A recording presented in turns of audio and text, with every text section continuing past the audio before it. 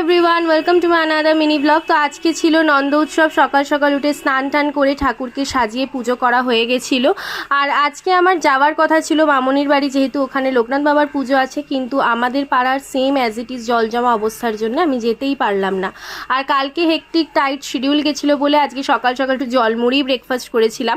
তারপর রোহিতকে বলেছিলাম বাড়ির সব কিছু পুজোর ভিডিও আমাকে করে পাঠাবি, আর ও করে দিয়েছিল আমাকে।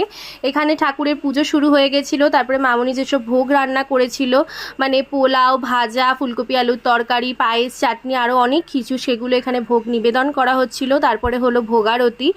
আর পুজোটা সাজানোটাও মামনি সব নিজে হাতে করেছিল, বেশ সুন্দর হয়েছিল। তার বিকালবেলায় রোহিত কেক কেটেছিল, মানে লোকনাথ বাবার জন্মদিন উপলক্ষে যে কেকটা আনা হয়েছিল সেটাও কেটেছিল।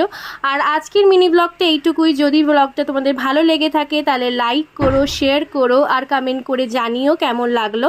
দেখা হচ্ছে নেক্সট ভিডিওতে।